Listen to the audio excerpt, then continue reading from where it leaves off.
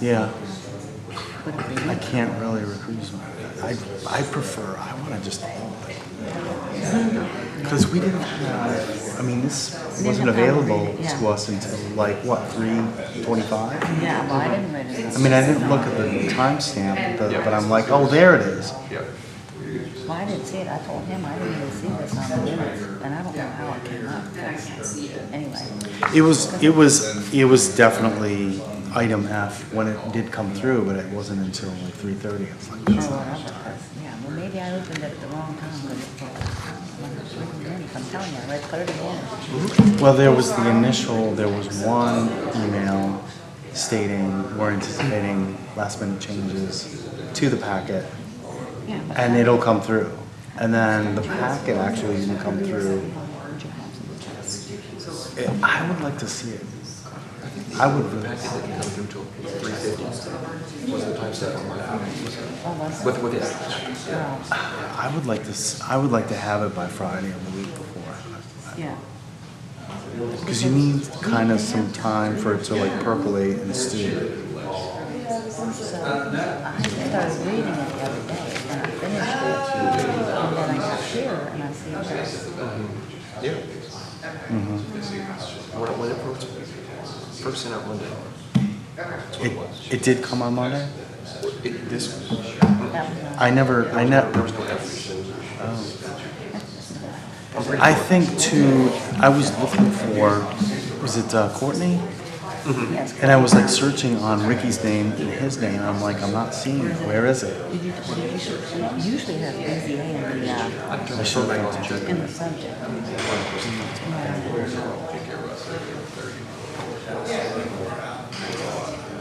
We'll wait until that, actually that clock runs a little slow, but we'll just wait until that's at the bottom of the hour.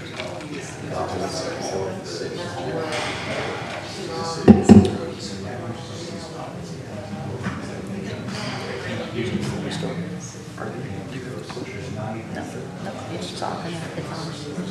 Whenever the light comes in there, everything's on.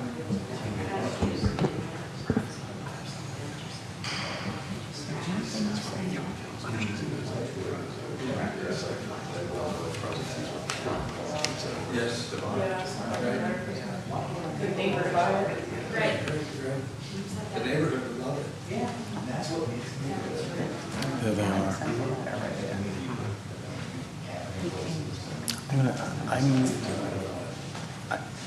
If that didn't, so that, you didn't see that until this afternoon. Item F. Definitely didn't see this one. We got it.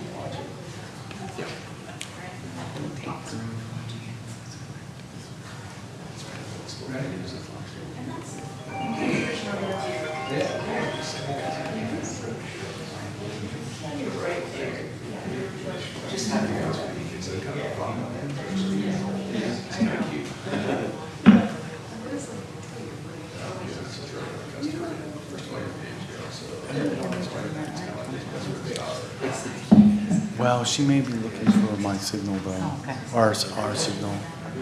So 318 Wilson, that's down toward, By the road. it's right by the school. I think it's across from the school. Yeah, okay. Oh, that one, that property, the distressed property. Yeah, it's true. I don't know that that's the one for sure. That's what makes me, that's Yeah. the one I can think of that makes me.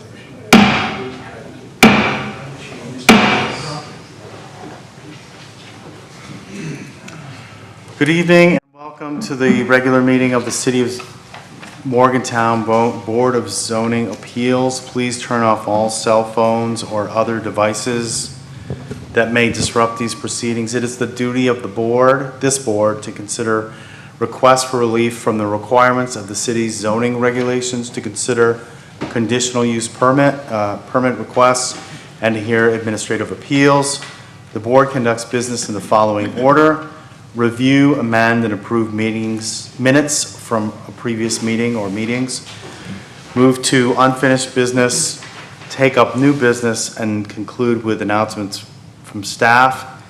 Each request is heard in the order that it appears on the agenda. For each conditional use and variance request, the following is done. We will introduce the agenda item, and the Planning Division will present a staff report which may or may not offer a recommendation.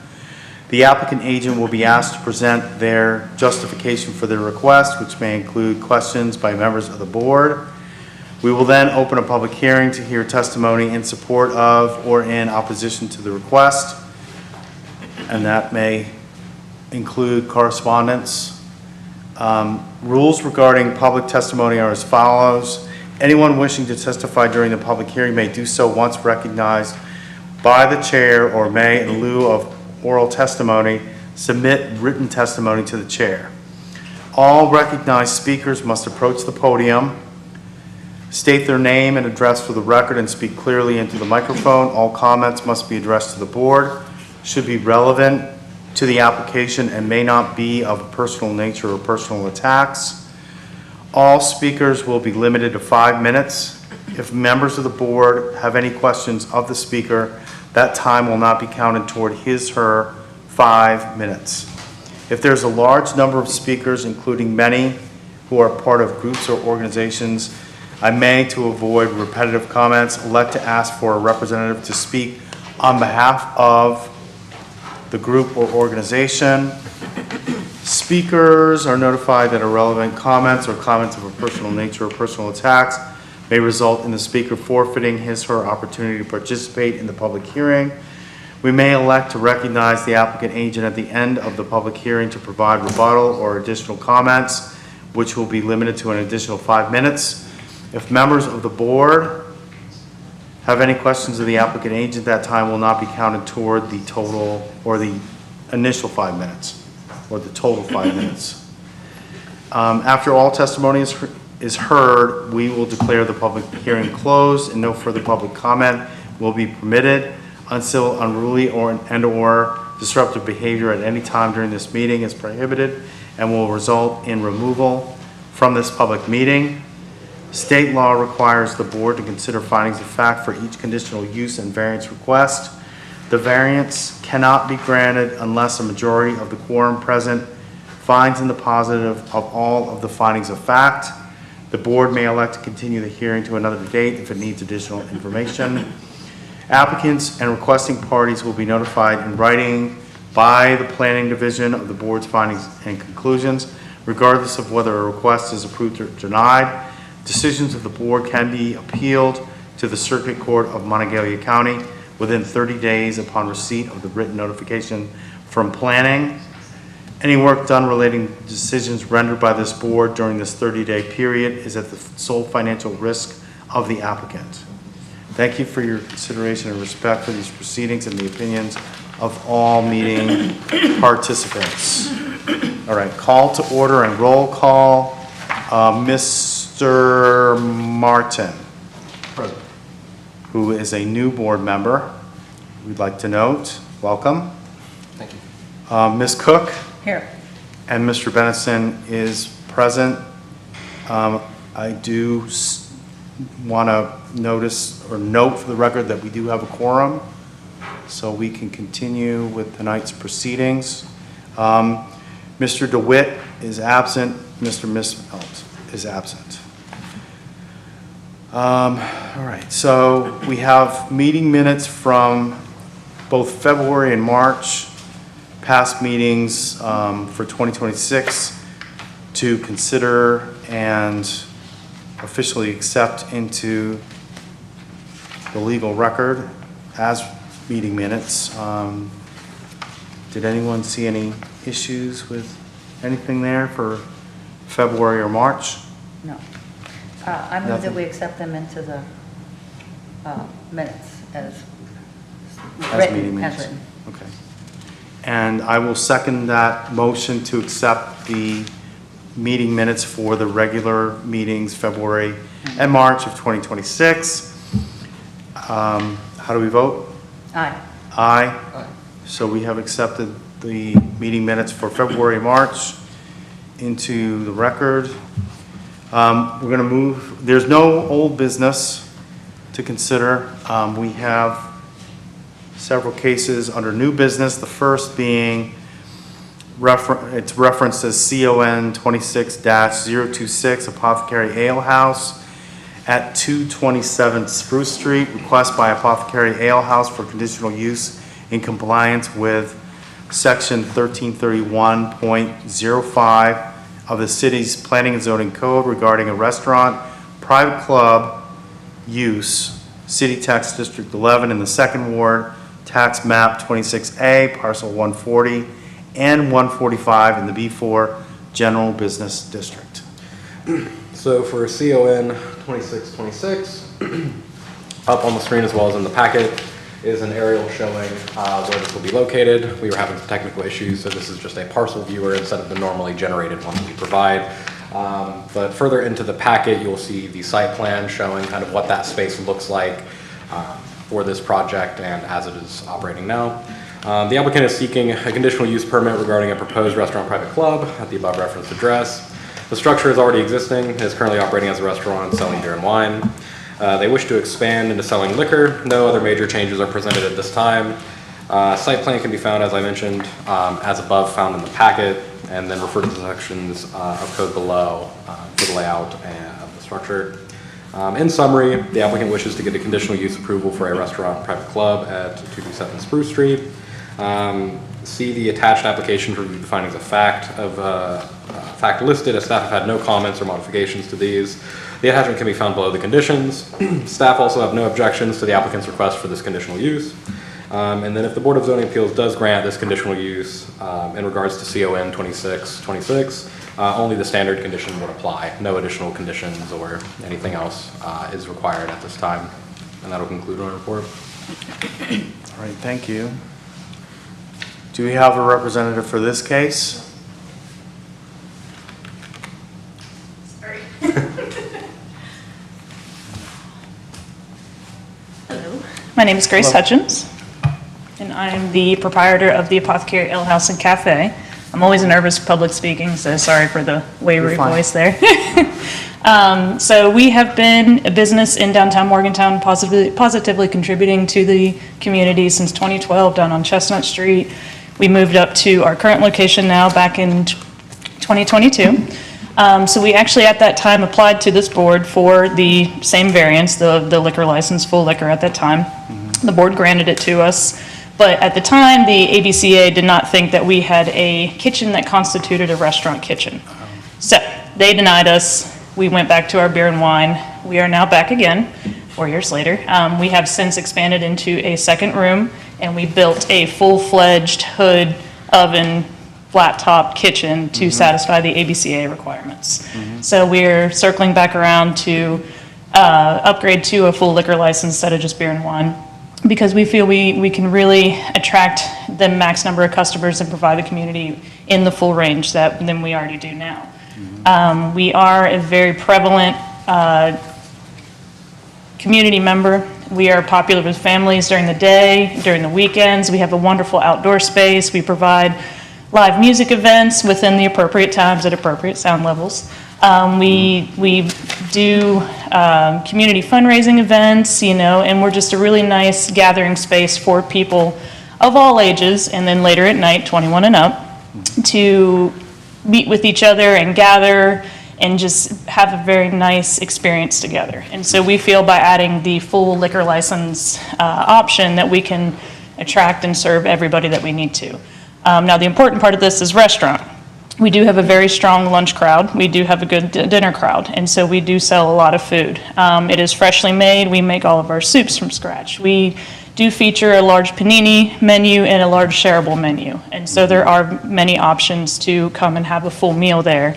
And with this new kitchen that we just built, we now have the opportunity to expand our menu even more to make it more comprehensive in foods. So we just want to kind of be the entire package for everyone. So. Excellent. So with regard to, and I do remember your initial application, with regard to the request for the restaurant private club designation,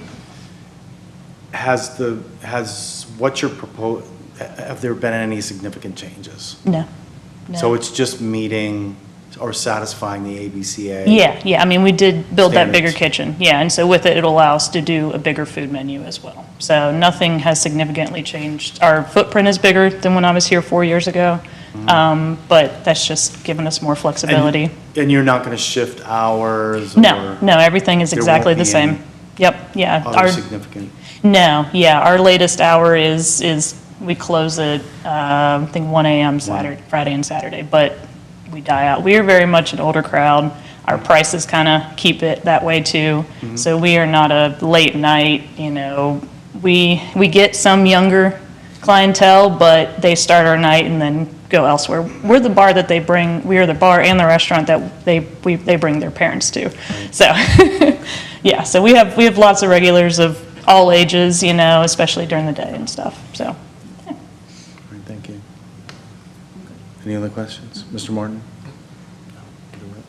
Thank you. We may have other questions for you. Okay, thank you. Thank you very much.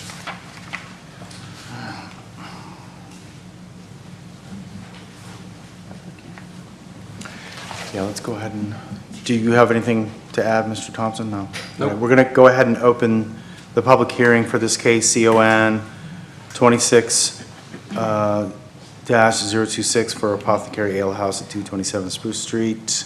Anyone wishing to speak in support of or in opposition to, now is your opportunity. Go right ahead, just Hello. name and a reference address. Yeah, Trevor Lloyd, 574 Killarney Drive. I have been a member of this community for 25 years, lived and worked in Morgantown, and I have seen a lot of businesses come and go in the downtown, as I'm sure all you have. And I have to say that these business owners, they've been doing a great job with all of their businesses. Zeke's, Blue Moose, Apothecary. And as I have been here in Morgantown, I have often been to a lot of these council meetings, and I've known a few people in the city, having worked there for a little while in AGO. And there was always this question of, oh, what are we going to do about downtown? You know, we have these businesses that are coming, but they're not staying, and so on and so forth. And some business owners were good, and some were bad. These guys are part of the solution. They keep those storefronts filled. They keep the downtown vibrant, which is what we need. And I am very much for if they think this is going to be good for their business, and they're the best judges of that, then I would support that. Thank you. Thank you very much.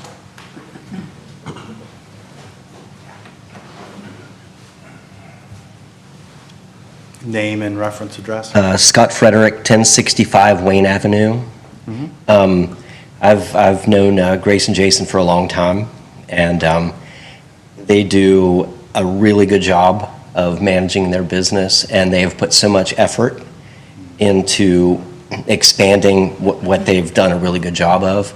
And having worked personally on installing the kitchen, they've put like all the best equipment in. And I think that it's a logical progression for them to be able to expand their menu, have a full restaurant, and to be able to offer, you know, cocktails and a full menu of what people come downtown to enjoy. And I think the more people we can get downtown to enjoy what they have to offer, I think everybody wins. Mm-hmm. Thank you. Danielle Trumbull, 1141 Charles Avenue. I'm the mayor for the city of Morgantown and the representative for the 5th Ward on city council. Just came to speak in favor of my friends Grace and Jason. They have been very responsible business owners throughout the downtown for years, never have any issues with their things. They have made significant investment, not only in the apothecary, but the new Zeke space and upgrades to Blue Moose when she took that over recently. As she said, they do a lot of community service projects. Grace volunteers her time on the city's POTA review subcommittee. Grace has donated food from Apothecary and Zeke's to fundraisers that I have held for the warming shelter and things like that. I think that they show that they're a part of the community, and approving this license for them would be showing them that we are willing to reinvest in them and help them grow their business in the ways that they are looking to do. Anyone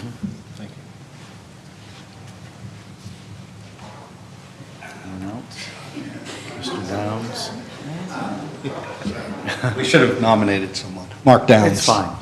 346 Green Street, and Sixth Ward City Councilor. And I just want to echo, everything everyone else said.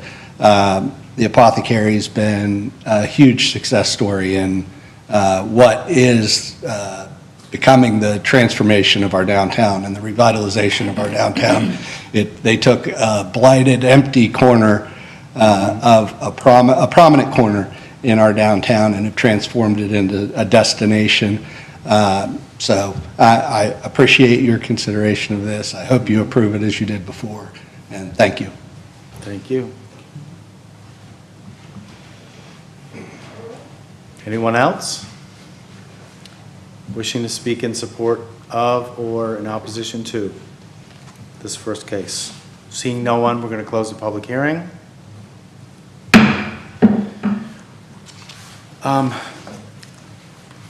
Any issues with the findings of fact?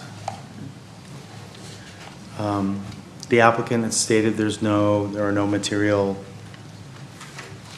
modifications to what was originally applied for. They're returning to this board after having met the ABCA requirements with regard to the kitchen infrastructure, which they've satisfied. So I'm going to move to accept the findings of fact for this case. I'll second. Okay, so we have a motion to accept the findings of fact for CON 26-026, Apothecary Ale House, 227 Spruce Street. We have a second. How do we vote? Aye. Aye. Aye. And I'm going to make a motion to grant the request for the conditional use for restaurant private club. I'll also second. And we have a second for the motion to grant the requested conditional use. How do we vote? Aye. Aye? Aye. So we've granted your requested conditional use. You will receive written notification from planning, generally 7 to 10 business days, but do... Point of order. Point of order? Yes, there is to be one condition, any modifications. or Oh, changes. yes. So let's redo that motion. So I move to grant, just a technicality, to grant the requested conditional use subject to the standard planning division condition, which states any changes in the application, you will come back before the board for reconsideration. Sorry about that. I'll second. And we have a second. How do we vote? Aye. Okay. Aye. So we have officially granted your requested conditional use. Please do keep in mind, though, that, the determinations made by this board can be appealed to the Circuit Court of Montague County. That is a 30-day appeals window, and any work that you undertake during that 30-day appeals window, you do at your sole financial risk. But thank you very much, and thank you for all your hard work on behalf of the community. Thank you. Okay, next case is VAR 26-019, Advantage Health, 699 Borough Street. Request by Advantage Health for variance relief in compliance with section 1365 and 1367 of the city's planning and zoning code regarding parking lot requirements. City Tax District 15, 7th Ward, Tax Map 55, Parcel 93 in the B2 Service Business District. Mr. Thompson. So for case number VAR 26019, Advantage House, 699 Borough Street, upon multiple conversations with different departments, based around this variance, is going to be a recommendation for tabling. So I wanted to present that first, to see if the board would be willing to table it for the next month hearing, awaiting a planned meeting with them, as well as additional documentation involving some of the concerns presented by other departments. Would the board like to do that or hear the Yes. case first? Yeah, well, in light of the adjacent property owners' concerns about what's being proposed, I think we're open to a motion to table, Yeah. and we'll just advise the parties. Yep. Are they requesting a special date, or just at the next regular? Just the next regularly scheduled, it would be tabled for them. They actually might not need some of the variances even that they're requesting. So it'll be planned for the June hearing, standard Alright. June hearing at this time. So, in light of the adjacent property owners' concerns about what's proposed for VAR 25? Well, Yes, departmental concerns. Or departmental departmental concerns, I'm sorry. We need more time, so I make a motion to table VAR 26-019, Advantage Health at 699 Burrows, to the regular June meeting. I second. So we have a motion to table the reference case with a second by Ms. Cook. How do we vote? Aye. Aye. Aye. All right, duly noted, table to regular June meeting. All right, the next case is VAR 26-024, Kevin Farrell at 451 Winsley Street. This is a request by Kevin Farrell for variance relief in compliance with section 1335.04 of the city's planning and zoning code regarding setback standards. City Tax District 10, 6th Ward, Tax Map 36, Parcel 183, in the R1A Single Family Residential District. So for VAR 26-024, as referenced, up on the screen as well as in the packet is an aerial view showing the property. It is on the corner street there. Follow up as well as also in the packet as well as there is kind of showing the work that they're proposing that they want to do, effectively enclosing in that existing front porch. So the applicant is seeking variance regarding encroachments into setbacks regarding covered but currently unenclosed porches. As you can see, the existing porch currently encroaches into the setback beyond the normally permitted amount up to their property line. The engineering department also had comments and concerns, which can be found below the sections of code in the packet. I will read out their comments, but the sections of code you can see in there. So engineering department's comments are based upon section 1321.023C, which is the clear sight triangle shall be provided at all street intersections. Within such triangle, no vision obstruction shall be permitted which exceeds a height of 30 inches above the elevation of the abutting streets. As you can see on this previous image, this aerial, they're right on that corner there. So based upon engineering's comments and concerns with the vision sight triangle, visibility is their concern. However, if the variance is approved, the enclosure must be constructed using a transparent or see-through material to maintain adequate sight distance within the clear vision triangle. So they would, if this is approved, be able to enclose the front porch as they're intending, but they will have to use material that will allow sight through it, you know. So either screening or? Screening, if they did some sort of glass maybe, glass. it's kind of up to them as long as it's clear and you can see through it and it wouldn't impede, you know, people taking that turn, they're able to still see. Right. So in other words, no casements? Yeah, they're not allowed to, yeah, there'll be a final inspection for it to make sure that they, you know, use the material that they're supposed to be using for it. And engineering will have a review of that submitted material as well, if this is approved, of course. But that was their... Before the permit is even issued? It'll be a part of their engineering review of the permit.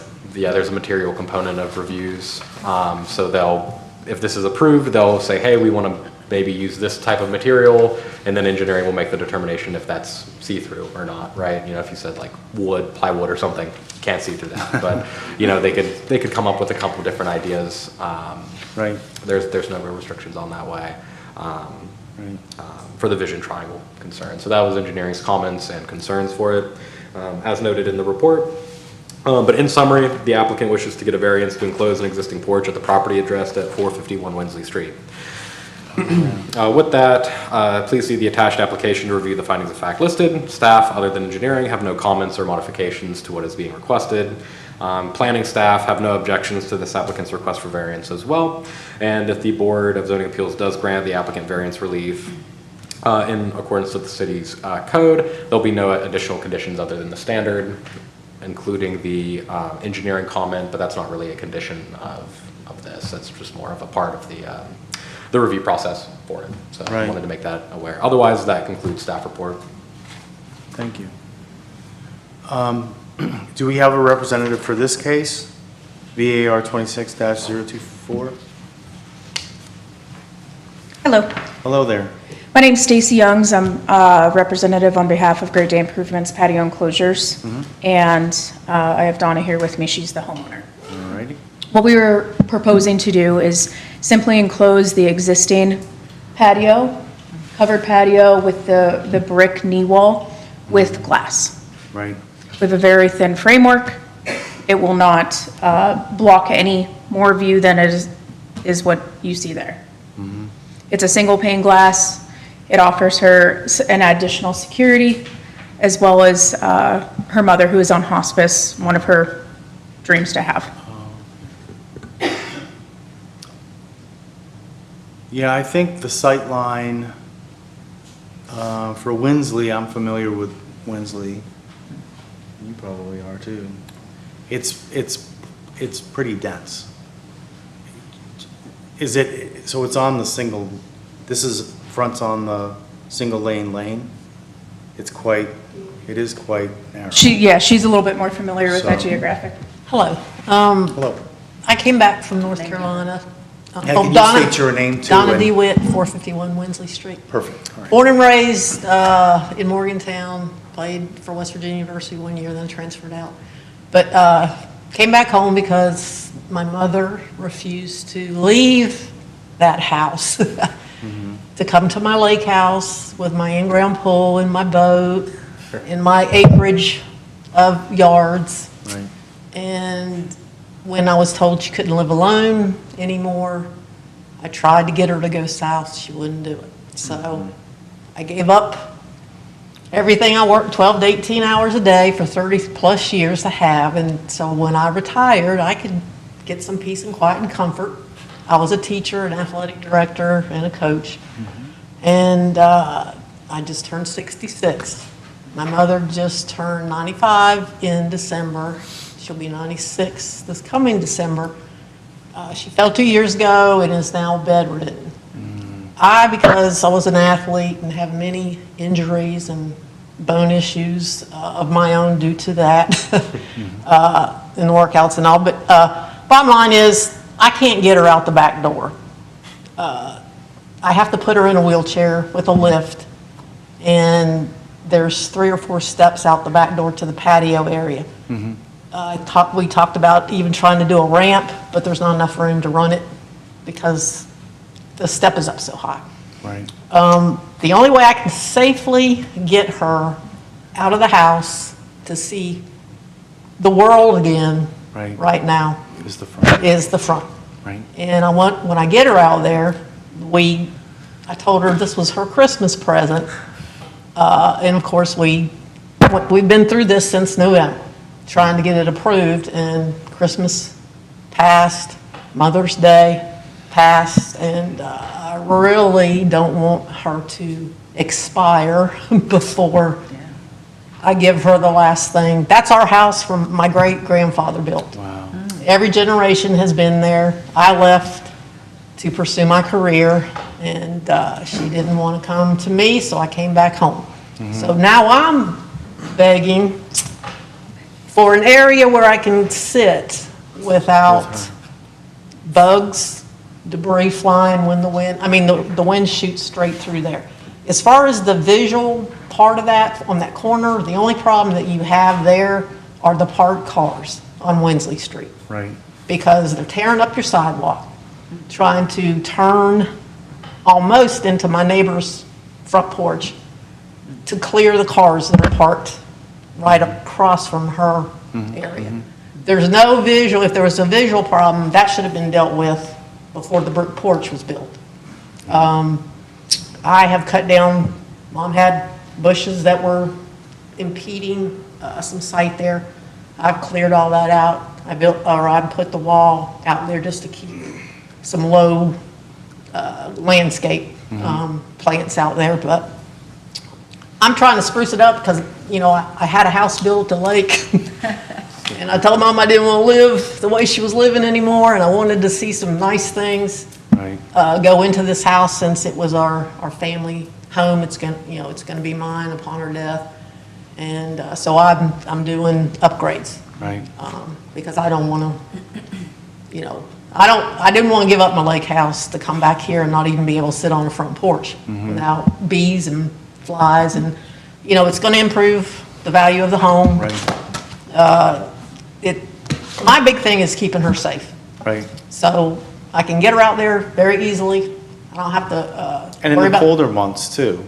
Yes, the Yeah. colder months. terms Matter of of- fact, we thought we were going to get approved right off the bat, so she was excited about March, getting out there in March, so Yeah. we couldn't do it. So I put a toboggan on her. She's a West Virginia University diehard football fan, and put on her football stuff and wheeled her out there, and she sat out there till she got too cold. Right. So I'm trying to keep it warm, bug-free, safe, debris, Would, you know. would double pane be better for that then?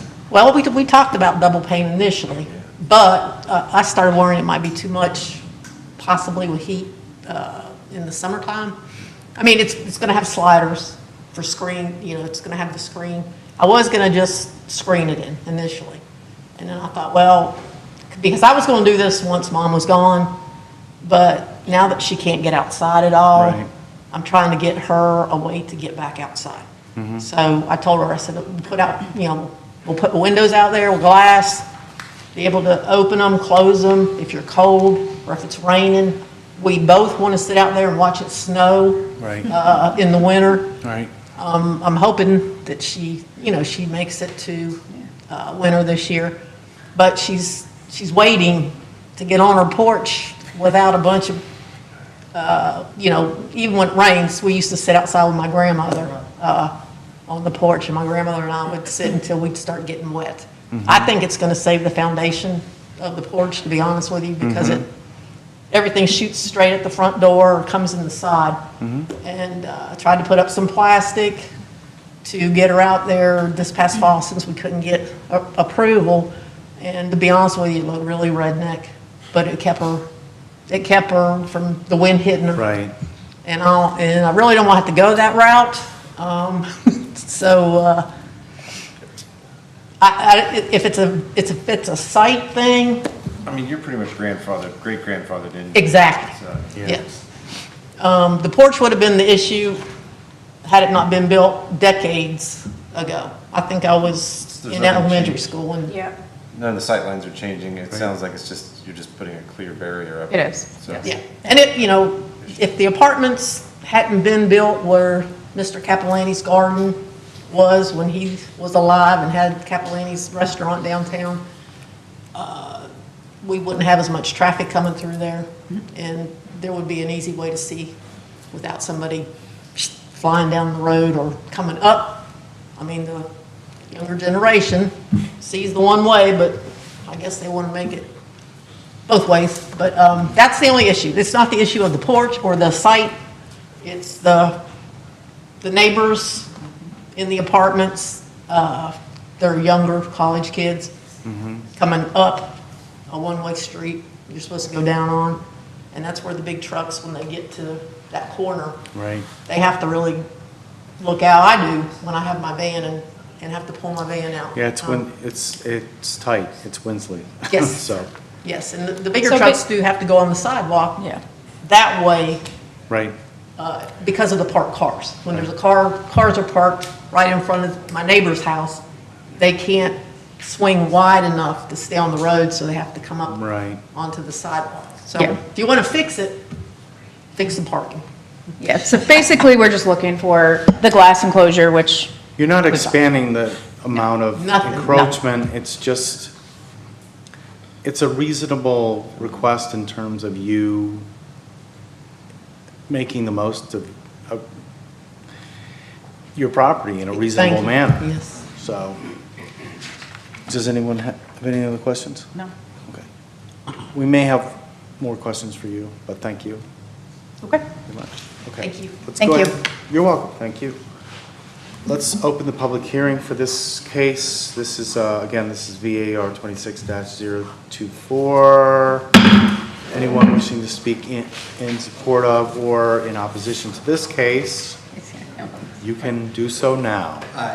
Mark Downs, 346 Green Street. I lived, which is right around the corner. I just moved from the corner of Arch Street and Ray Alley, which is at the opposite corner of Winsley Street. So I'm very familiar with the property, and in fact own the building where Mr. Capilani used to have his garden. And Gene Pirelli built apartment buildings there. So I go up and down Ray Alley all the time, just in terms of the site issue, and I think you guys are probably already getting there. I don't ever have a problem at that intersection. Just careful coming through there, but even if I do encounter someone, they're never traveling at such a rate of speed, or I don't have enough notice to see them coming. So has never been a concern for me, and I think it's over 30 inches from the road, absolutely right. But I think it's been that way. It sounds like for maybe 100 years. So so anyway, And their design is responsive to, Yeah. Is a reasonable response to sightline concerns. yeah, but I just wanted to speak as a user, as a frequent user of that intersection. I've never had an issue. So thank you. Thank you.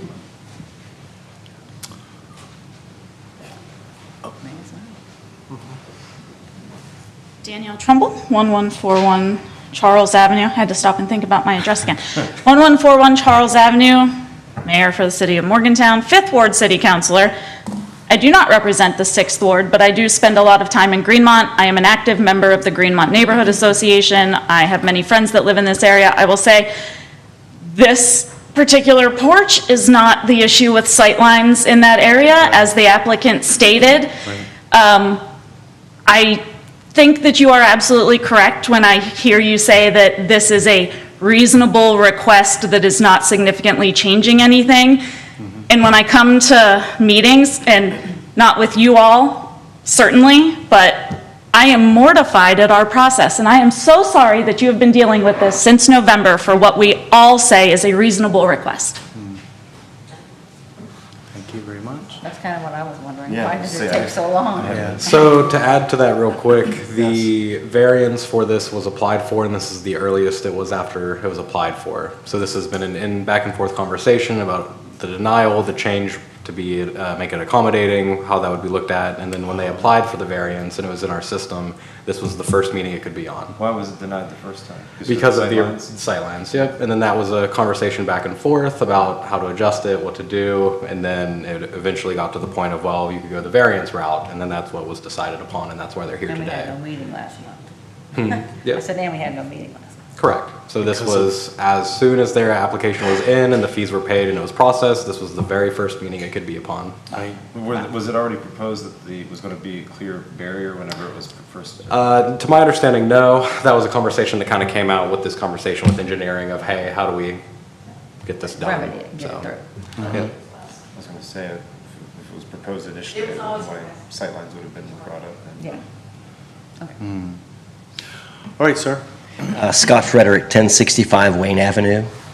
In regards to the sight lines, I drive a Sprinter van, pretty high in the air. It's previously accepted that the sight lines are not already clear. Why are we even here? Well, Seriously, why are we even here? The fact that planning has not said, hey, oh, you're going to put glass where there's an opening, why are we even here?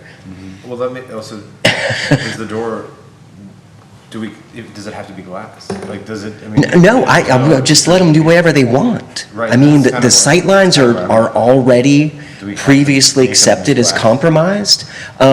It's a very narrow street. Anybody who goes, I go there all the time because I'm a maintenance guy for the building there where Mr. Capellani's garden was. Why are we even here? The fact that planning says, oh, well, there needs to be flexibility and reasonable discretion to say, oh, okay, there's nothing really changing as far as practicality goes. And so that's why I'm speaking, because why are we even here with an issue such as this? It's important to note also They're bigger that fish to fry. the visibility is an engineering concern. Their variance isn't related to the sight lines. Was a part of it. They're getting variance in regards to open and covered but unenclosed front porches being enclosed with any material. But So the site plan there's a doesn't- roof already there, so I mean, what's really? Yeah, it's the enclosure, not the I don't have an sidelines. issue with them using any material that they don't need to use, they can use whatever they want. As far as Yeah, exactly. So I mean, if there's a roof and there is a perimeter that's already partially enclosed, what's the it difference? gives them a lot more options for closing that space too. Exactly, yeah. So I mean, why are we even here? If somebody wants to enclose their porch that's already there, why are we even here? That's my, I mean, this is a Section waste of resources. 133505 encroaches into setbacks explicitly states that's not non-permitted, which is the reason we're here. Not to say that, there are situations where it makes perfect sense, right? But it just says open and covered but unenclosed front porches attached to a single-family dwelling can extend into the required setback from a distance, which they are, but such porches may not subsequently be enclosed unless the normal setbacks are met, which is what they're asking for. And it's just, So we still have to grant them the setback. you would be Allowance. exempting them, you'd be granting them a variance from section 133505, section A3, meaning that this property can always have an enclosed front porch met with reasonable material being the site triangle concerns. The variance that you're actually granting today would be for A3, which is that open and covered. You're basically saying a porch that exists, it's open and covered but unenclosed, this property is allowed to enclose it. That's all you're doing. I'm all for the enclosure. Well, enclosure, I don't want to speculate what they have. How you feel about, with regard to the, is there anyone else wishing to speak in support of or in opposition to this case before we continue with the deliberations? Anyone else? No? Closing the public hearing, thank you very much. So, how do we feel, I mean, we're comfortable with granting the variance with regard to enclosing the existing front porch? Mhm. The Established footprint. it's existing. So what about the materials? I don't think that's inside of our scope. I think the sightlines it's good the engineering brought it up, we can consider it, but from the feedback, it doesn't seem to impact at all, and that's not what the variance is requesting, so I don't think we weigh in on it. All right. Any questions regarding any of the findings of fact? So I move we accept the findings of fact as stated in the packet for V 26024. I'll second that. So we have a motion to accept the findings of fact for VAR 26-024, moved by Ms. Cook, seconded by Mr. DeWitt. How do we vote? Aye. Aye. So we've accepted the findings of fact. Any further discussion? And we do want to note, we have the standard condition. Yes. So I move that we grant the variance with the standard condition as stated in the packet. And I will second that motion. That's the standard condition.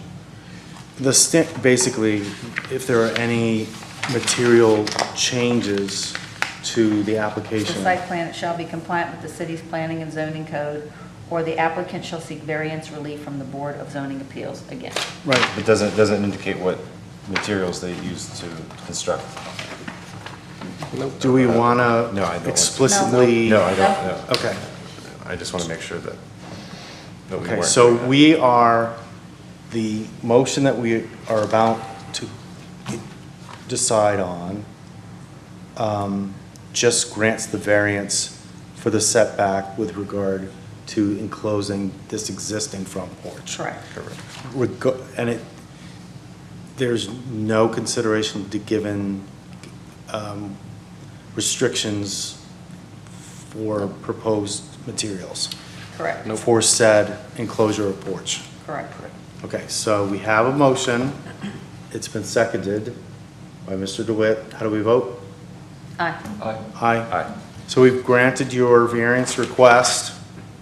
You will receive written notification from planning, generally 7 to 10 business days. It can be, the determination that we just rendered can be appealed to the Circuit Court of Montague County. That is generally a 30-day appeals window, and any work that you or your client undertakes during that appeals window, you do at your sole financial risk. But thank you very much. And hopefully you can get that done in time for football season. Let's go, Mountain. Yeah, all right, thank you very much. All right. The next case is VAR 26-027, Mark A. Downs, 15 Court Street. Request by Mark Downs for variance relief in compliance with section 1331.06 of the city's planning and zoning code regarding supplemental regulations pertaining to permitted land uses table, City Tax District 11, Second Ward, Tax Map 26A, Parcel 22, in the R1 Single Family Residential District.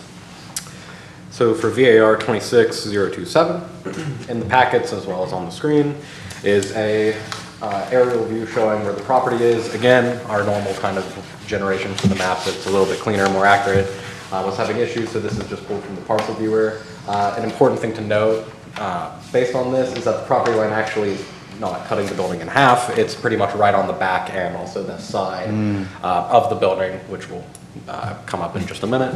But that is important to note that the building actually pretty much hugs those property lines. It's not this kind of slightly shifted off. It's just kind of a product of the software. So follow up from that. Can you speak to why the property line is that close? Well, we'll get to a picture of how old this building is, but this Right. building was constructed a long time ago. So that's most likely why it's so close to the property line. But, you know. Right. Moving beyond that, the next part in the packet as well as up there is just a site plan showing the proposed work, the units represented 1 through 5, standard kind of apartment units. Then the final image as well as attached in the packet is a picture, an older image of the structure when it was used previously. You'll notice that it was more facing out to a street in an area that is kind of not really there. It's the rail trail now on that part of the building where you see the overhang. You also see cars parked in front. That would be kind of located on this part of the building historically, and then here is that part in the bottom of the image there that faces Court Street. So, the applicant is seeking variance from supplemental regulations regarding outdoor pedestrian walkways for dwelling units above the ground floor on a principal facade. A remodel of this building will add 5 dwelling units on the upper floor for rent, as previously mentioned. The principal facade has been determined to be off of Court Street, as that is how vehicles access the property mainly now, as well as where the main entrance to the structure is. As I said a moment ago, historically the structure was accessed from a road that was where the current pedestrian trail is. Additionally, the rear and side of the property are directly on the property lines, which limits their potential development on those sides of the property if they were to try and move it onto another part of the structure. They wouldn't be able to because of property line concerns there. The supplemental reg is referenced in the packet. In summary, the applicant wishes to get a variance to construct a pedestrian walkway on the principal facade of the access dwelling units of the referenced property. And you can see there at the bottom is that pedestrian walkway to those units. Please see the attached application to review the findings of fact listed. Staff have had no comments or modifications to these, as well as planning staff have no objections to this request for variance relief. If the Board of Zoning Appeals does grant the applicant variance relief in accordance with the city's code, the only condition is the general standard condition that if something, any modifications or changes to the plan would not be compliant, then they would have to get a variance or adjust it for that. But Otherwise, as is, no additional conditions or modifications or issues with planning department side. And that'll conclude my report. Thank you very much. Do we have a representative for this case?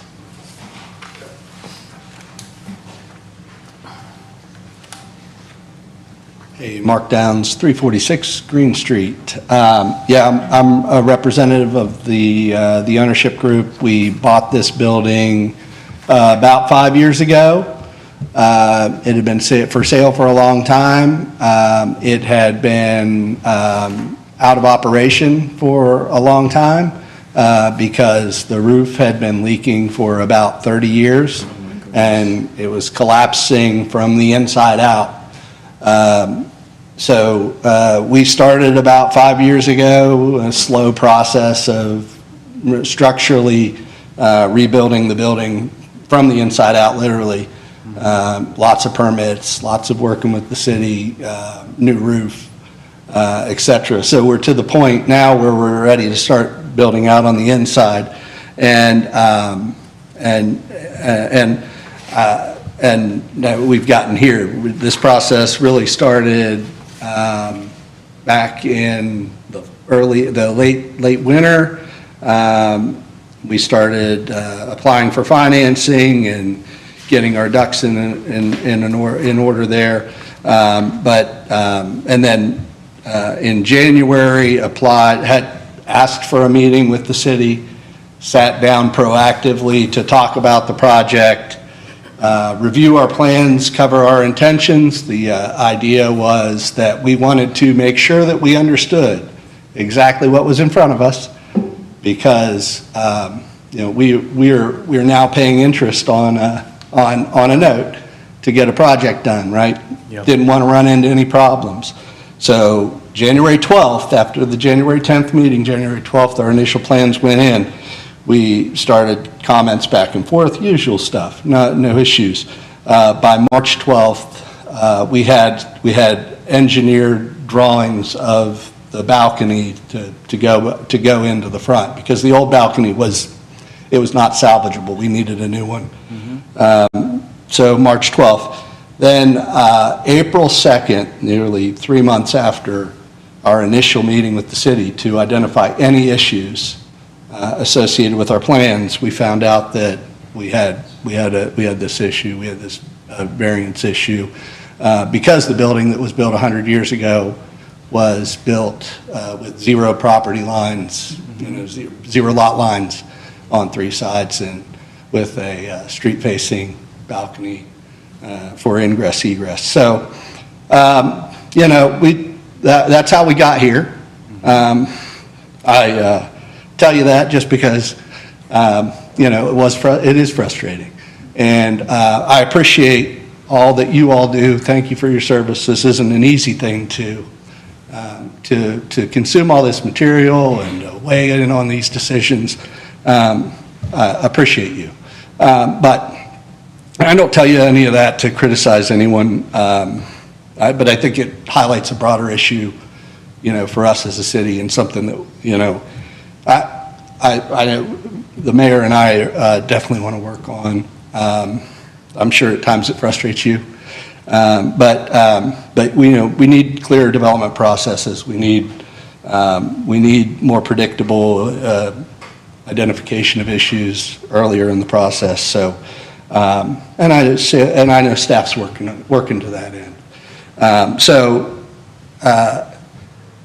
I appreciate where we ultimately have arrived with, no issues, no objections, and a recommendation to move forward. So I'm really optimistic about this project. It sits right on the rail trail, five units, 5 new residential units. We need housing. We're going to have commercial space that we're targeting as bar restaurant space on the rail trail adjacent to the amphitheater. This is one of the few historic buildings that we have left in our Wharf Historic District. If it were resurveyed today, it wouldn't qualify as qualify as a historic district anymore because there aren't enough historic buildings left. That's directly from SHPO. This building and that's just something that's near and dear to my heart. It's where our company, where we invest in the community, trying to salvage our history. It's critical, and so I'll take any questions you have. Is the variance because of the work you're doing on the porch that fell apart? The variance is because, and Sailor can correct me if I'm wrong, but I'll take a stab at it. But because we have a balcony, street-facing balcony for ingress egress. But again, the balcony was there in prior. B4. For residential, though. For residential, It's- right. It's the sub-regulation for mixed-use residential in the B4, which before it wasn't. Okay. It wasn't So I thought that residential. It was resident, it was actually, it always was residential. The units up top are new, though, is what I'm getting at. Yeah. That's where it But stems from. historically, though, I feel like It was always, and maybe that's a miscommunication, but I felt like I'd communicated that with the director. Well, wait a minute, was the district rezoned?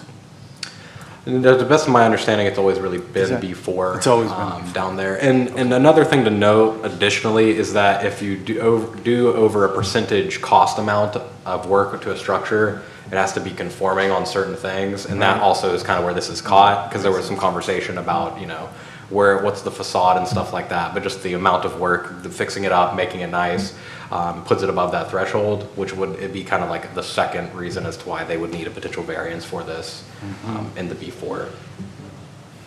We're sprinkling. It's just a shame you spend more money on building something than there's even more hurdles to jump in some way. Yeah, but, It is just Yeah, a that's- sub-regulation for that principal facade egress for residential. Nothing else is an issue for what they're projecting for the units up top. This is kind of it. All right. Any other questions? Thank you, Mr. Downs. thank you. Thank you for did you generate the findings of fact? No. Well, maybe in consultation with Mr. Thompson? Thank you for those. Oh, well, Very, we provided a lot of history. right. Well, thank you very much. Okay, welcome. Thank you. All right, let's go ahead and open the public hearing for this case, hang on. VAR 26-027. We're opening the public hearing for those wishing to speak in support of or in opposition to. All right, now's your chance. Scott Frederick, 1065 Wayne Avenue. I've worked with Mark for 5 years. I'm the one who said the building could be saved when he took me in there, so I feel personally responsible. But I've done a lot of research about this building. It was actually built, I think, closer to 1914 when Mascioli Brothers Produce was incorporated. And the original address of that building was 65 Pleasant Street. So the front of the building was where the Westover Bridge is now. So there's a whole convoluted history of that building. There was a porch and another side building. There was a rail spur. So Court Street was actually the backside of that building when it was originally built. So the balcony and everything was, so as far as everything being changed, the balcony is where it was when the building was built. It was residential, so I don't see any reason why it can't just be accepted as how it was when the building was built, regardless of where, the balcony is or was. And now the hardship is the state has, through eminent domain, built the bridge and claimed all the property right up to the edge of the building. So there is no other option to make this viable property than to put the balcony where it was Yeah, and where we need to put it. I don't see any self-created No, we're just a victim of circumstance, and in order to make this a viable piece of property, and Mark has gone out of his way for years to try to revitalize buildings downtown that have been, compromised or neglected, and I can't think of a better champion of trying to revitalize Morgantown than Mark. And like I said before, why are we even here? Right. The fact that planning has kicked this down, they kicked this can down the road to say why are we even here? I Right. mean, I understand 'Cause that it's there are fronting on- coast, yeah. because it's the only logical way to make this building viable. So I implore you to just go ahead and say, hey, Apart from the pedestrian balcony fronting on the frontage, which is not. I mean, to me, that's a technicality, and Exactly. in terms of the property lines, this is the most commonsensical It's the place only- for citing Exactly. the pedestrian balcony. Mm-hmm. And there's nothing self-created hardship Nothing at all. about your case at We're all. making the best of what's around. All right. Thank you. Thank you very much. Anyone else wanting to speak in support of or in opposition to? Danielle Trumbull, 1141 Charles Avenue, Mayor, Fifth Ward Counselor for the City of Morgantown. We're back to one that I actually did come to speak about, not one that I just kind of got the spur of the moment itch on. I'm here to speak on behalf of my friend, Mark, my friend and colleague, who has done a lot to revitalize many of the buildings within our downtown. As Scott said, this building is a victim of circumstance. There is literally no other option to make it usable than to utilize that one frontage that is not against a property line. This is one of the things that really infuriates me with some of our zoning code, and that's no fault of anyone that is involved at this time, but our zoning code is so convoluted that it makes things impossible to tell someone, you're investing too much money into a historic building, you now have to jump through all these extra hoops. We should be encouraging people to revitalize these instead of knock them over and, build a chain or something like that. Especially if it's increasing housing stock. Absolutely, that is a problem within the city limits of Morgantown, well, throughout the whole area, right, is a lack of housing and affordable housing and quality housing. And Mark is committed to making that happen. He has many apartment complexes and renovated buildings all over the city. So I am very happy to come and speak in favor of this. I know that through my position on the Planning Commission and Council and in coordination with Mark, we are committed to making those changes to our zoning code so that you guys have to see way fewer of these types of cases. But in the meantime, let's encourage this type of revitalization. And I've been here 3 times now, and I keep forgetting to welcome Mr. Martin. So welcome. Thank you for your service. Anyone else? Okay. Seeing no one, we're going to close the public hearing.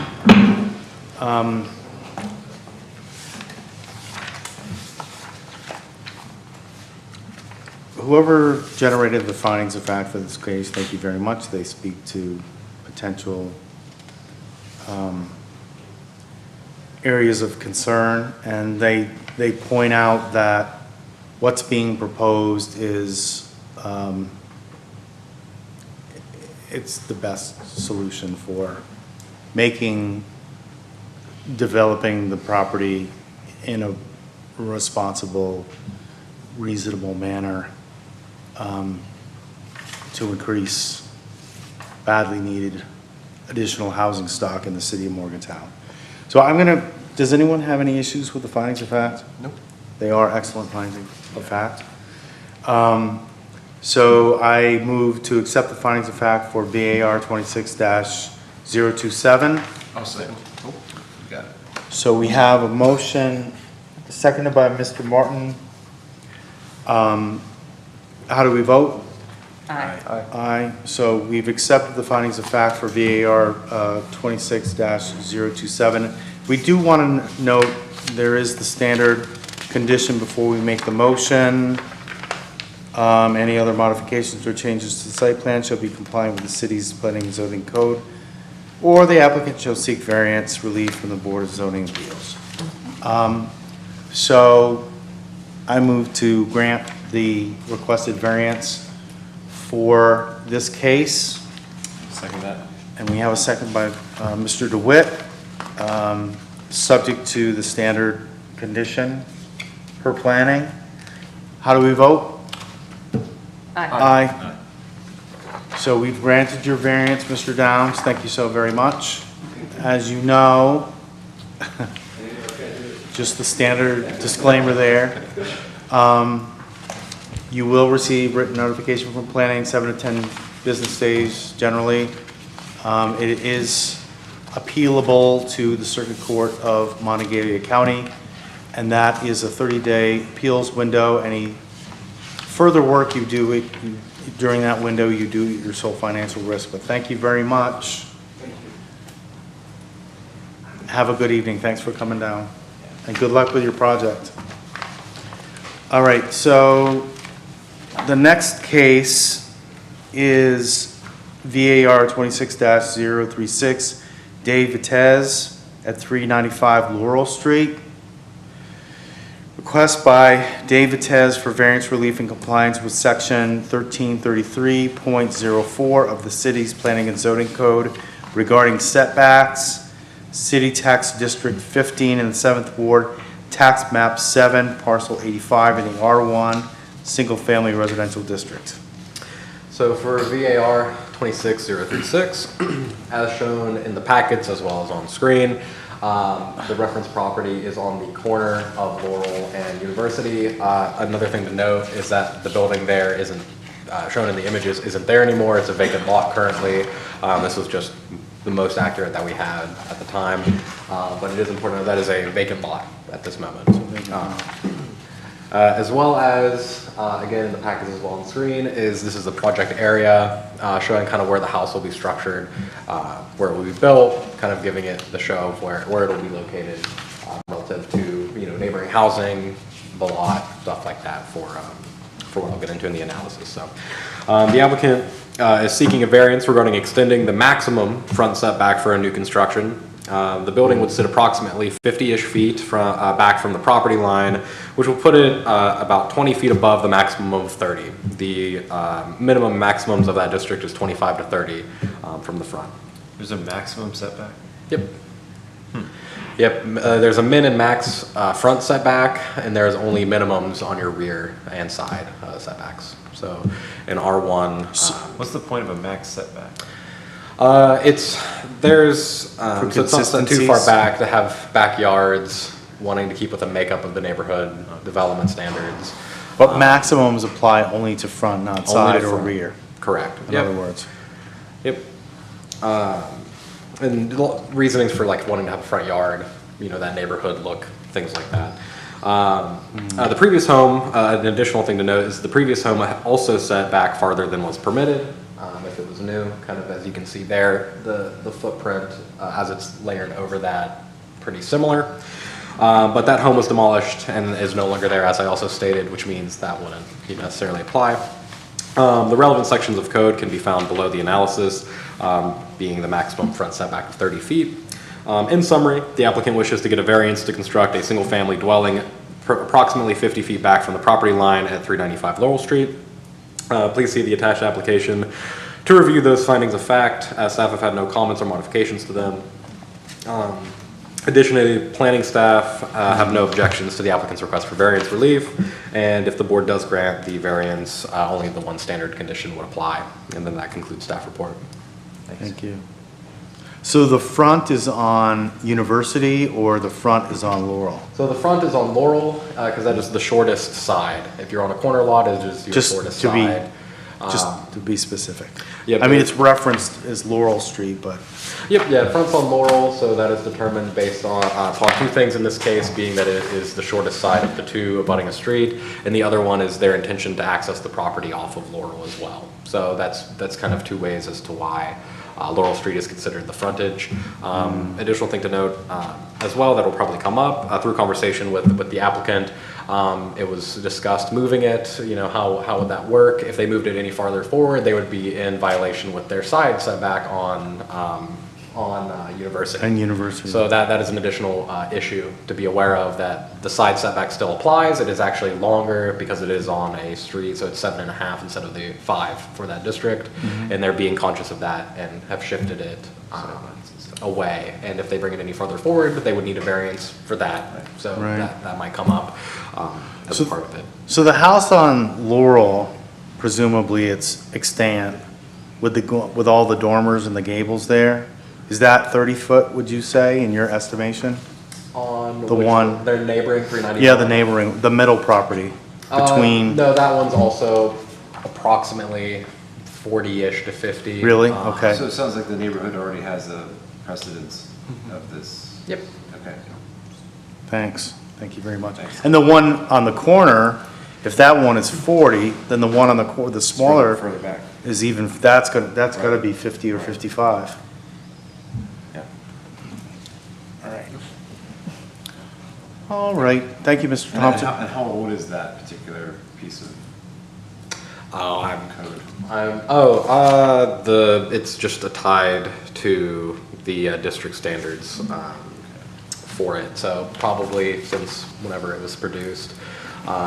Since I've been here, there's not been any change to the setbacks on the front.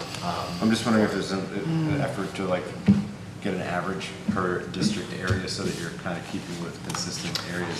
Some of our districts actually do have that as like a caveat, that if you can show that you're within, similar to your neighbors, you Yeah. don't need it, but R1 and R1A doesn't have that. It's more for like business or commercial districts. Gotcha. Or like other density. But yeah, for their district, it wouldn't. That precedent, that type of thought works to. It can help find, you know, the BZA rationale potentially. And hopefully when they update the standards, that would be considered, for sure. All right. Thank you, Mr. Thompson. Do we have a representative for this case? Hi, Jeff Arnett, 1001 Ice Circle, Morgantown. This is Dr. Kara Lyle. She's the property owner. Dave Vitez is the builder of the property that's worked with the city to attempt to get the plans. That's where his name came in. Okay. So as Taylor indicated, it's a fairly simple request. If you'll see the overlay of the home on the plat attached, and I have larger ones here if you'd like to see any closer. It's consistent with the prior home. The reasoning for the extreme setback originally is that lot used to be a square. Decades ago, the city rounded those corners and put that little island in, so you have two, a way in and a way out. It's kind of neat, but it's a little abnormal for the area. By keeping the house back, it increases the sight lines, which is what we were talking about earlier. You can, my aunt used to live in the house right next door that was remodeled, and it sits on the same footprint that it always has. So both of these homes were on that footprint. The prior home that was torn down was an old Gunnison house. Probably makes Scott cry that we tore it down, but it was an old dilapidated structure. The neighborhood kids called it the Scooby-Doo house, and it was demolished, and they saved some of the architecture of it to incorporate into the new home, which is kind of neat, the plate and some other things. But what this will do is the exact kind of development that's I think wanted and needed. It's replacing an old structure with a beautiful new home that Dr. Lau plans to live in for quite a long time and stay in the community. And so by setting it back, the other issue we had was MUB required a well for the water to come in and collect and then feed out into the drainage system. And that sits right on the side of the driveway about 10 feet back in front of the house. If you remove the house forward, it would alter the drainage as the way the water flows and disrupt the way that the water is going to collect and hold there before it slowly seeps out into the street rather than just simply blowing out into the system. It's a whole system that's been You have engineered. to have a water catchment on property? Yeah. That's the way that this was designed. Barry Dixon did the engineering. There's a name on it that he put on here, I forget. At least back in the day. Yeah, it's this one that shows the, Oh, yeah. Mr. Vites does all his drainage that way, with subterranean cribs to hold the water. That's smart, I mean, I think that's So you're- a really good proactive way to handle a new Well, property. It guarantees you're not dispelling more water from the property after construction than you were before. It actually improves on this one. It's called a dry well. Yeah. I don't know why I couldn't come up with that, but it's called a dry well. So our request simply is it's kind of an opposite of most of the variance requests for setbacks that you usually get, is that it's in the I was reverse. kind of asking about the maximum, like, Yeah. do we have a maximum setback? Yeah, rarely comes up. And it's a it's a larger lot than the neighboring lot, so there's still quite a lot of yard in the back, and you can see the cut-in in the back. There's going to be a nice little courtyard there that's built in. It's going to be kind of a nice little oasis. I mean, this one would need good sight lines, and having it back further only improves it, so I think you're just helping the situation. An additional comment as well is that we've not received any actual correspondence on it, but I did receive some phone calls and emails that had some concerns with site issues at that, and then when they were told what the variance was really about, they then said, oh, I don't really. They thought it was the other way, Yes. and that's where they had issue, but then when they, figured they'd be upset. yeah, the clarification of it's actually 20 feet back and not forward, there was no official correspondence. They're like, oh, we don't want to say Yeah. anything then, so. The other advantage with having a longer driveway is, of course, I know the city's very concerned about placement of garages behind the front of the house so that you have more off-street parking. And so by having a longer driveway, it accomplishes that goal as well. So you can conceivably put 4 cars Yeah. in the driveway spot as well as the 2 or 3 in the garage. If it's 3-car, 2. You wanted a 3, Just the 2-car expand that garage. parking everywhere in Morgantown. So it's conceivably, with a busy intersection there, it wouldn't really be safe to have cars parking on that street. So this will accomplish that goal as well. So if there are any other questions, it seems pretty self-explanatory. Thank you. Thank you very much.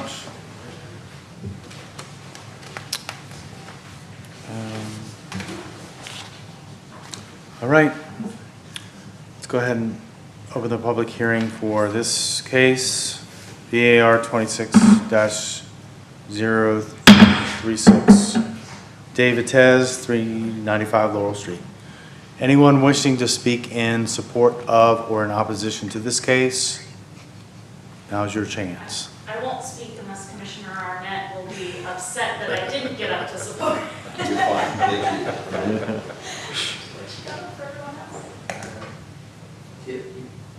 You're fine.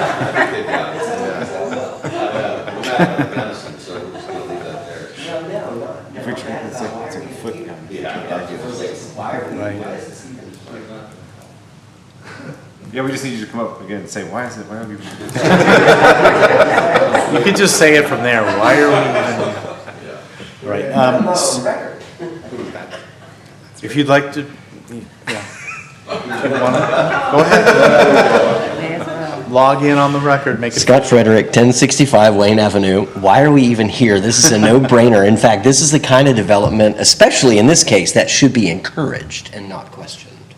So I feel really bad that you guys are wasting your time here on something. It's not, though. It's not. But, yeah, but it really. Doing due diligence. I and understand, and I appreciate deliberation. your In participation in this. accordance but- with zoning regs. And our But- board actually gives the flexibility that you've been talking about.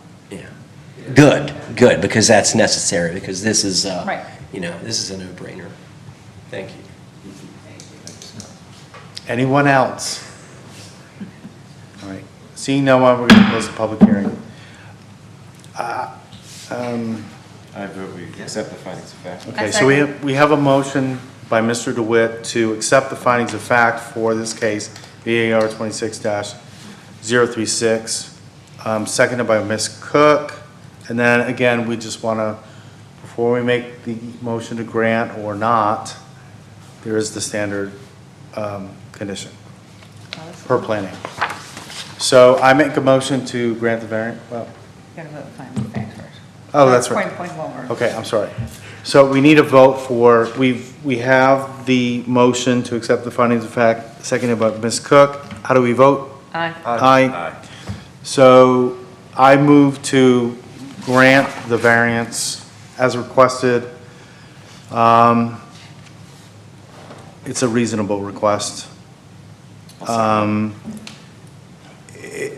The frontage is not within, it satisfies the minimum setback, and the request is for 20 feet in excess of the the maximum. It's not an unreasonable request. It's not interfering with sight lines, and it will help, it's helpful in terms of the on-site water drainage design as proposed by MUB, which is a positive. Checks all the boxes. Yes. I So- vote we accept that. Okay, so we have a motion, and you're seconding. How do we vote? Aye. Aye. So we've granted your variance request. Again, you will receive written notification 7 to 10 business days from planning. It is appealable to the Circuit Court of Montague County, so please do keep that in mind, because any work that you do in that 30-day appeals window, you do at your sole financial risk. Thank you very much for coming down, and have a good evening. Okay, we have one, two? Two more. Well, we have. One more after this. Yeah, there's one reasonable request, and then there is a change of ownership for a restaurant. private Right, I just want to note that the last case for the change of ownership, it's not actually technically listed in the Yeah, it doesn't. agenda items. Okay, so let's move to agenda item F. This is, I'll just read it into the record, request for reasonable accommodation for Morgantown Sober Living, Inc. regarding 318 Wilson Avenue, City Tax District 10, Second Ward, Tax Map 36, Parcel 119 in the R1A, Single Family Residential District. I do want to note that this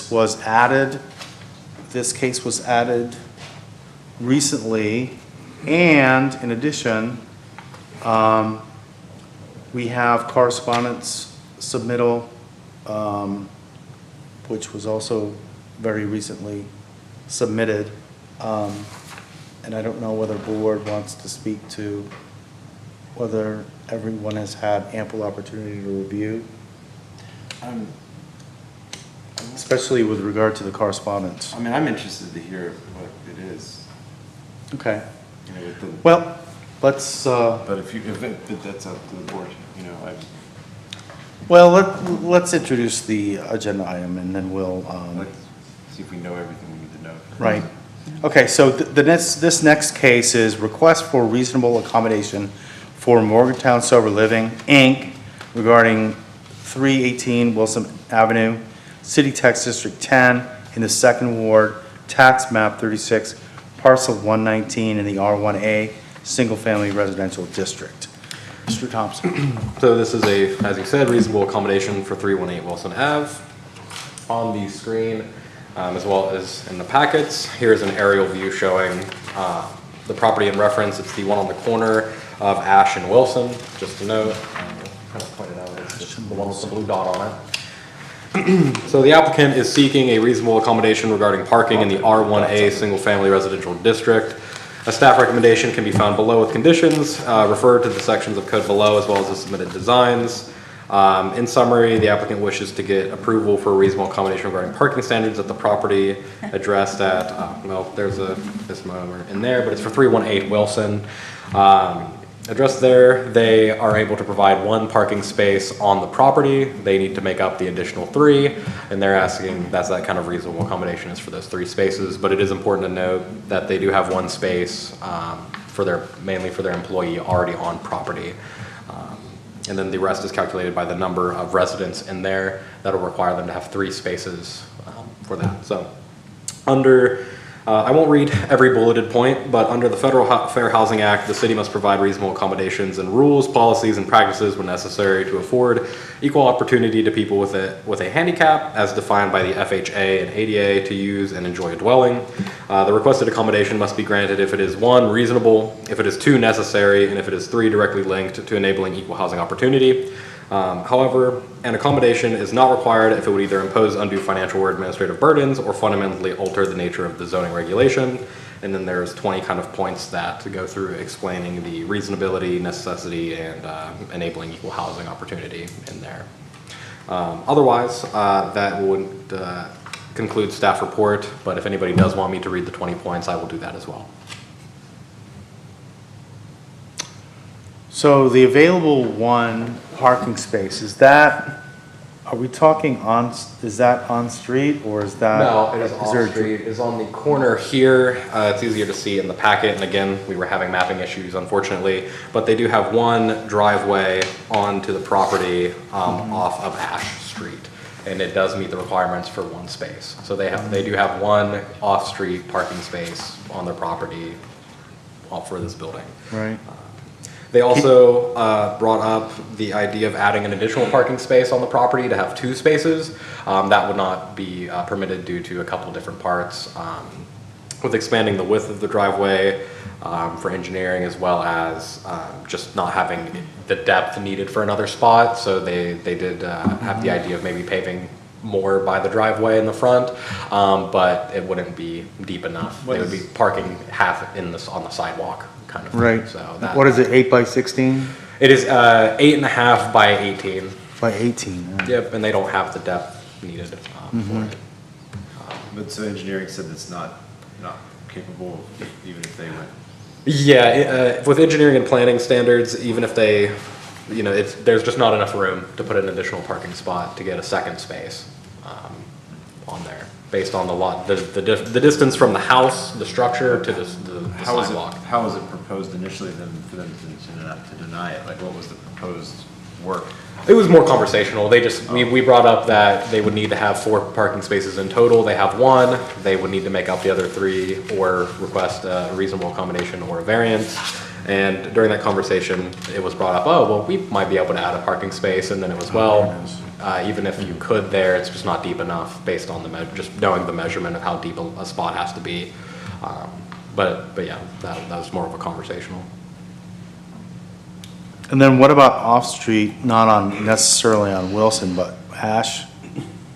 There's only off-street parking off of Ash Street. Right. There's no off-street on Wilson Avenue. Right. Or room for it there for the same issue of there's just not enough depth or width even on certain parts of it. So they wouldn't really be able to put parking on either side.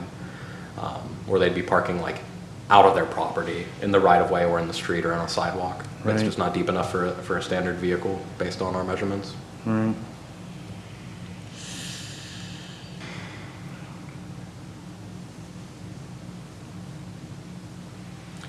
And what does the city recommend on this one? We recommend the approve the request for the reasonable accommodation, and our rationale is based on those 20 points, trying to state that it's reasonable, necessary, and directly linked to enabling equal housing opportunity in line with FHA and ADA.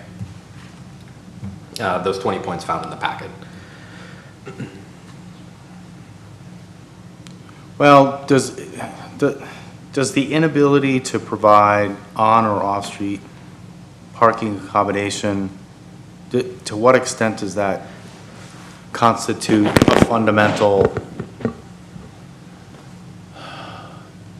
modification of zoning regs? Doesn't it change the, So one of the those points- zoning regs, including for the parking requirements, those were written Correct, and consistent with whatever the given characteristics of any given part of any neighborhood within the city of Yep. Morgantown. So point 8 says if a proposed use is similar to surrounding uses, permitting the use will generally not be considered a fundamental alteration of the zoning regulation. And then that kind of goes on to discuss other variances that would be given for similar issues in that district or area or comparable states of houses. So to add on to that, if you look at the imaging, most of the houses that you can see around don't have more than 1 space, if that. Right. A lot of them have 0, and that would be a similar amount that they would have compared to the other uses nearby. I have a wishful thought on these types of requests is to, like, if we had some sort of data analysis on the variances requested in the district, things that we've approved already, things that have been approved of similar nature, so that we could see what precedence has been set before and things like that. Sure. I don't know if that would be a future thing to roll. Yeah, well, what are your options if that is if the board would like to see that, and that would be kind of contingent on getting it approved or not, you could table it with that as a condition, have, the table it to allow for a report to be ran to try to generate variances, similar permits, things like that. Or you could make your ruling based on what you have, and then that could be a suggestion for the forward-looking ones. Well, just because there's, you know, some messages and things about the parking and right, and I want to know what other homes on that street have been granted such things. And so, because for us to deny something that other people have been given really creates a. Because given the degree of similarity among the adjacent properties with respect to what's available for parking. There's no available parking. is the thing. Right, so, but what I'm saying is in terms of the reasonable accommodation, if any other property owner were to make a similar application, I guess what I'm trying to say it is there's a built-in justification because the properties are so similar for granting the Right, I just know request. we've approved ones in other neighborhood areas for other reasons, and so it's like, I feel like it's conditional on that as well as much. What were the other We had one of them. reasons for, at the other properties for Very granting the various request? distinct different neighborhoods. I'm just trying to think of like, things that would help justify our position, you know? Right.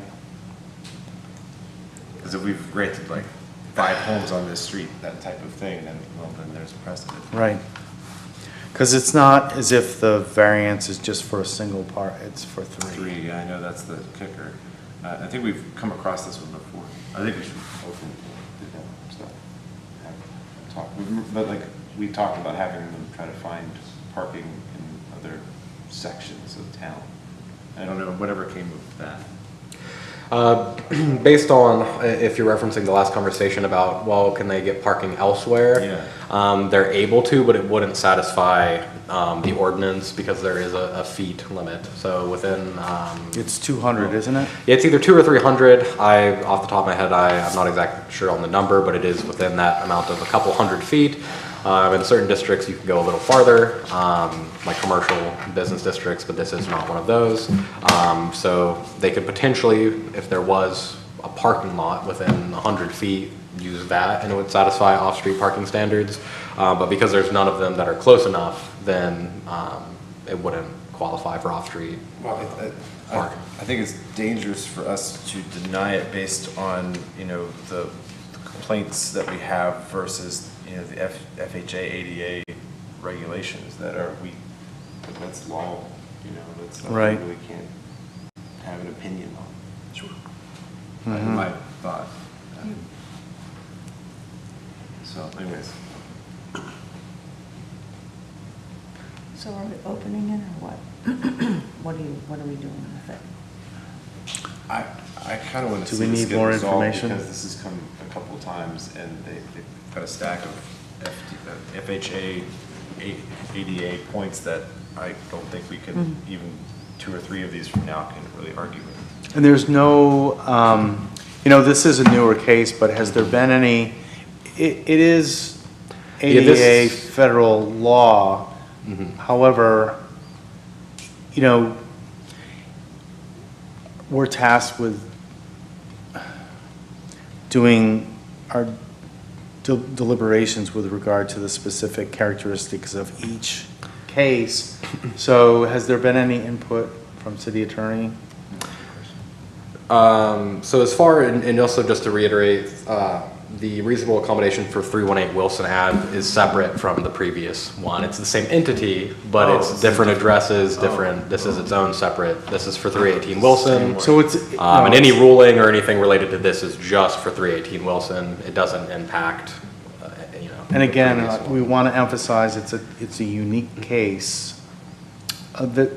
Sure. The neighborhoods are somewhat similar. Yeah. Between, you know, that recent case and this one. However, this is a unique case.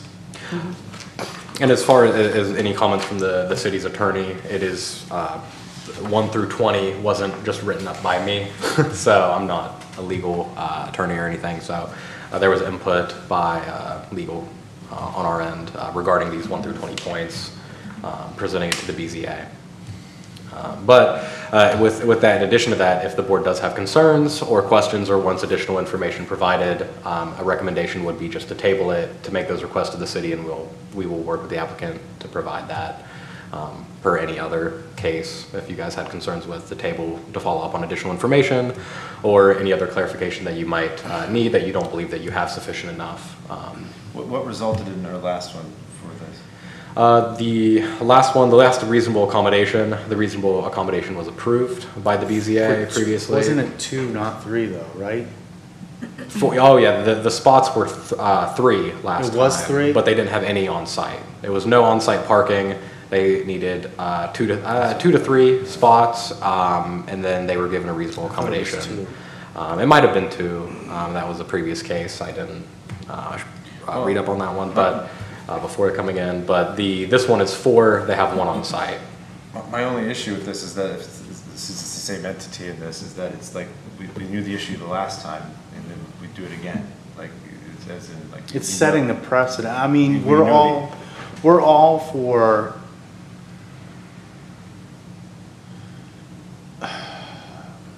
acknowledging a reasonable request for an accommodation, especially as it bears on federal ADA law. However, property owners still have rights. As in the property owner who bought the property, or the property And owners. I guess what I'm driving at is if we grant too many of these, Yeah, that's wrong. it does significantly alter, because it's changing the characteristics of the neighborhood. It is, and like the only time that we get, I mean, I don't read as many dissenting letters as I have for With this projects, case. with this type of project. And I know it's a good project, you know, in its nature, but it's the repeated. Right, it's the reason, I mean, there's a reason that the parking regulations are written in to the zoning code. There are very good reasons for that. Right. Because history happens, observations are made with regard to, oh, we have these vehicles in this very dense neighborhood, and there are conflicts, there's congestion, this is not working, we need to adopt rules. And then the regulations are set, they're adopted, and those regulations are developed and they're codified in response to what happens in the real world. So personally, I'm all for reasonable accommodation, but on the other hand, we all have to live together amicably in the real world, so. Yeah. I guess my point is, there's a reason why we have these zoning regulations, including parking regulation specifics that are contained in the zoning code, and we have those there's a very good reason why there's a requirement for 4. Yeah. Okay. It's not arbitrary, it's not. So having said that, I would like to read the letter that we received as correspondence. Is that good? Yeah, additional thing to note, planning has not actually even seen the letter. So if you would Okay. like to read it, this will be, Like you said, Yeah. we had information that came in late, although we have dealt with a case like this before. And this came in, I got it here when I came here. yeah, the letter came in, I believe they're here. Was this dropped off today or yesterday, the letters? I think today. Today. Yeah, the Well, letters were I dropped did not off get today. it, but, and So- I would also like to note that F, I did not see it, although I did read through. In the initial email. I did It was in not, the agenda. anyway, I did not see it in my notes, and I did not have a chance to read through it. But, Well, and in light of, all right, so planning has its own purview, we have our own purview. But planning plays a significant role in how these applications are reviewed.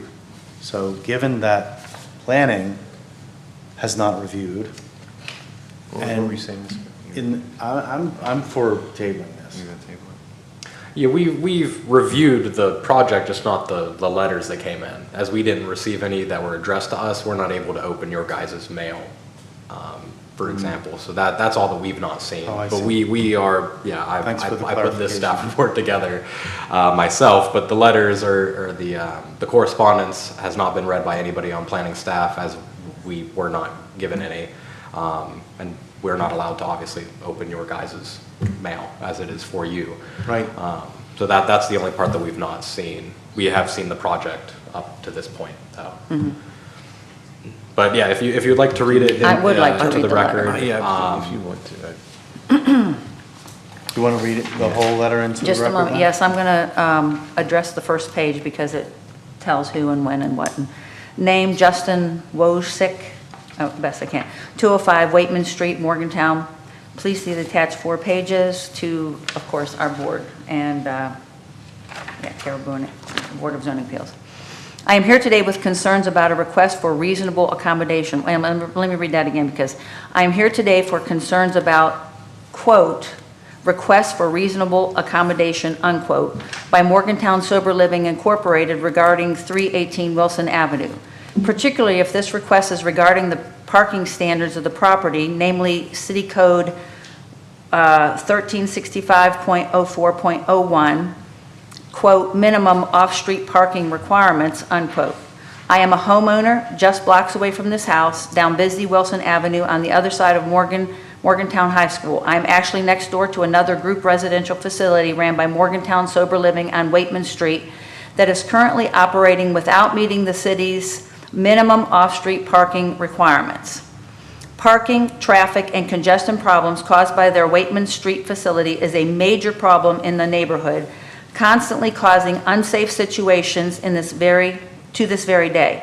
Staff and workers continue to literally park in the roadway itself or on the sidewalk and yellow curb, drive backwards and reverse through the stop sign across the 4-way intersection, and countless times have damaged my property by driving through it as well. Just over a month ago, there was nearly a car accident when all the neighborly traffic had to blindly navigate around a pickup truck and attached trailer of the maintenance person cutting their lawn, who had parked literally in the road in front of the stop sign against traffic at a yellow curb for an hour. See attached photos. Without having the minimum required off-street parking, the busy public street is constantly obstructed as it is used as their personal driveway, dropping off people, waiting to pick up people, loading and unloading supplies, and more at all hours of the day and night.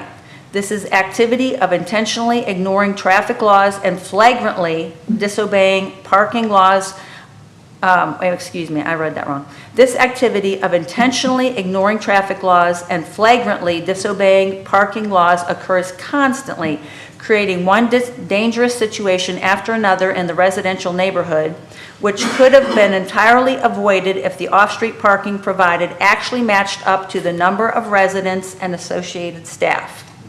According to City Code 1365.04.01, a group residential facility is required to have, quote, 1 space per employee plus 1 space per 5 residents, or if residents are unable to drive, 1 space per 1,000 square feet of gross living area, unquote.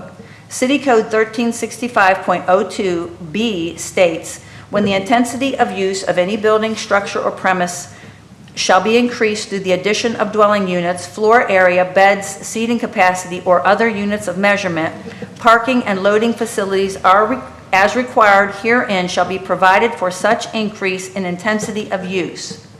In addition, 1365.02G says, off-street parking and loading facilities provided to comply with the provisions of this code shall not subsequently be reduced below the requirements of this code.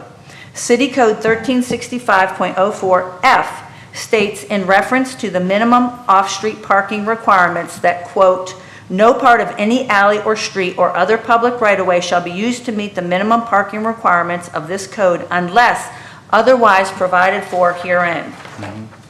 In other words, off-street parking. Correct. On equal opportunity, the equal opportunity element mandates that housing be offered to handicapped persons in a manner equal to that offered to other residents.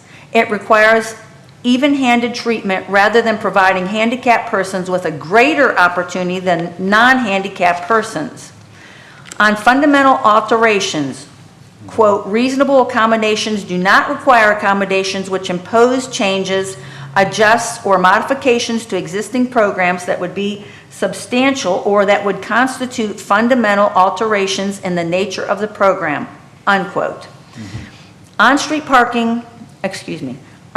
permit parking spaces are not to be used to make up for the lack of minimum off-street parking spaces, and the number of required off-street spaces can't be reduced due to their operations simply wanting to run a higher capacity facility. If the residence has 2 off-street parking spaces, city code allocates that the group residential facility can operate with 1 staff member and 5 residents, which provides an equal housing opportunity to the handicapped. To allow for an increase in intensity of use beyond that without having more off-street parking spaces provided is not only against multiple city codes, it is a disservice to the handicapped people in their program. It also fundamentally alters the purpose of the city's general zoning provision 1327.02B and 1327.02D to minimize or avoid congestion in the public streets, as well as to promote the public health, safety, and general welfare of the city. On necessity, quote, the necessary element, I think he has those quotes in the wrong place, quote, requires the demonstration of a direct linkage between the proposed accommodation and the equal opportunity to be provided to the handicapped person. The accommodation is not reasonable as it does not provide a direct linkage between the equal opportunity of parking accommodations and the handicapped persons. At the December Board of Zoning Appeals meeting, the Morgantown Sober Living Incorporated director talked about how the participants, that is the handicapped, in their program at any of their houses are not allowed to park on site. He went on to say how they are to try to be within walking distance of job opportunities and on a bus line. If there is not a direct disability-related need for the requested accommodations, then ADA and FHA do not apply to the reasonable accommodations request. The proposed parking accommodations provide no direct benefit to the handicapped persons and therefore are not necessary. Respectfully submitted, Justin Wodsick, and I apologize if I pronounce that improperly. So I would like to say on behalf of myself, and I'm not speaking for anybody else here, but I am speaking. I noted the other, he mentioned that there was other negative comments regarding this particular entity. And like he said, the nature of this program is not the problem. There seems to be another problem within this entity that's anyway creating an issue. And I'd like to say, as a Board of Zoning Appeals member, I feel like because of possibly not listening to our neighbors, so to speak, because we had 3 or 4 people that came and opposed it, that I felt bullied into giving a positive response to this. But I would like to say that I am already opposed to it, and I will vote nay tonight. I'm just declaring that up front. Mr. DeWitt? Thank you, Ms. Cook. This was a very good letter, very good citations.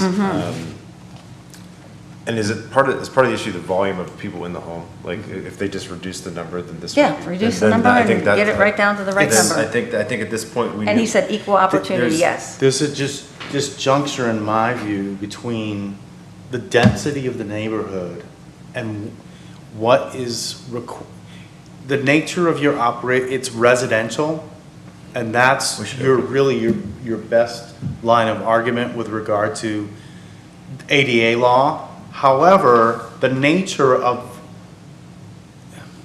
the activities, the operations are of such a nature that, you know, with regard to the parking requirements, what your business requires with regard to vehicular activity and parking, there's a disjuncture between what the nature of your operation requires in terms of vehicles and parking and the density and the characteristics of the neighborhoods for both cases.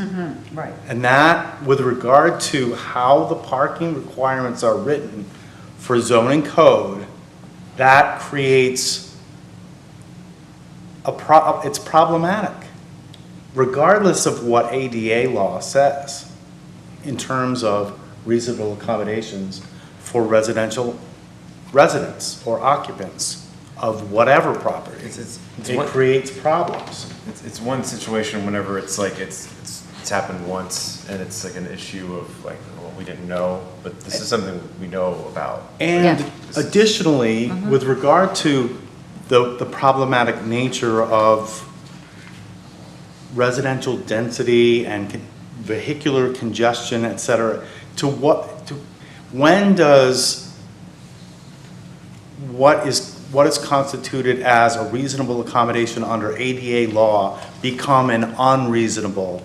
accommodation for all stakeholders in a community? For me, that's the crux of the issue. When does the reasonable accommodation that's provided under federal ADA law become an unreasonable accommodation? I think it's very dangerous. I think we should have the city lawyer look at some of the ADHDs with respect to what Justin. The specific specifics, because saying that doesn't apply for the different based cases. based on the handicap aspect of how applying, not applying again, because like we don't want to overstep our bounds as a board here. Right. And like you said, feeling bullied by this regulation or law based on, but then we support the community on all sides, all homeowners. So it's like the last one we approved, now they have to deal with that, you know, the ramifications of it. Now it's another one just down the street from that. So it's like, how do we, again, it's a great program. I mean, I don't want to like. And we have to be cognizant and defer to ADA law Yes. in our determinations. However, our primary role is what we do. We are operating at the local level. We are here to advocate on behalf. That's how I view our role. We are here to advocate on behalf. Yes, we're U.S. citizens. We're subject to federal law. However, we're here to advocate for the residents of the city of Morgantown. Yes.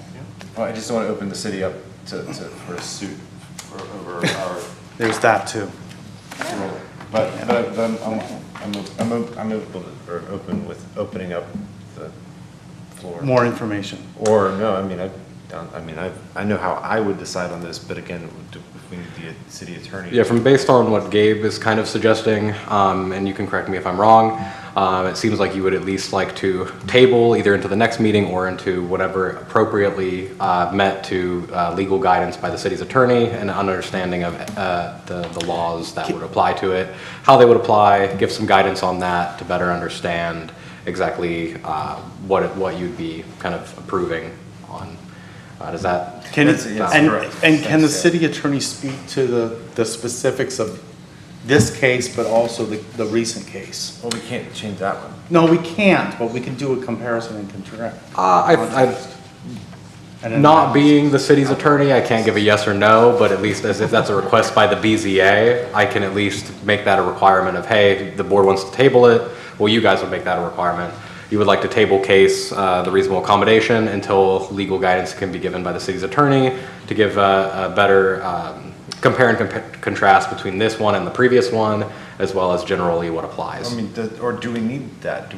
Is that what you recommend? It's up to you guys. Okay. I recommend if that is a question you have, then the attorney isn't here and can't answer that, so. Well, no, I mean, I think I have enough information for how I would feel about it, but again, like, I don't want to open the city up for some sort of suit over this. So I'm asking for what's the proper I mean, yeah, I think it would be very reasonable to say that the board wants additional information on how to look at it, and if that's what you vote for. If the things that Justin wrote here are correct, then we have grounds to stand by our opinion. If not, then we really don't have. Yeah, and legal counsel hasn't looked at that because, again, we're not sent any, Then I think so we we have to- weren't able to, again, open it. Okay, Which, Alright. yeah. go ahead.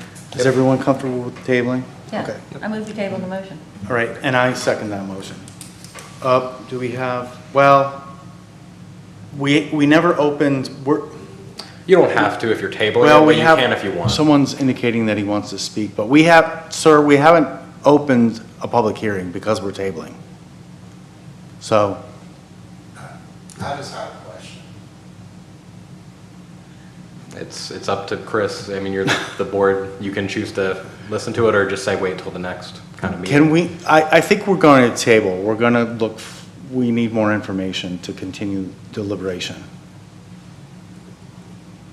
So we're going to table. Okay, so we have a motion to table, and we do have a second. And again, this is for agenda item F, request for reasonable accommodation for Morgantown Sober Living, Inc., regarding 318 Wilson Ave, City Tax District 10, Second Ward, Tax Map 36, Parcel 119 in the R1A, Single Family Residential District. We have a motion, we have a second. How do we vote? Aye. Aye. Agenda item F is so tabled to our next regular meeting. We have one more case. I would like to add real quick for that last case, the one that isn't on the agenda, that'll actually have to be tabled, and It has to be tabled? has to be tabled due Okay. to legal deadline requirements. Oh, I see. So, yeah. Well, all right.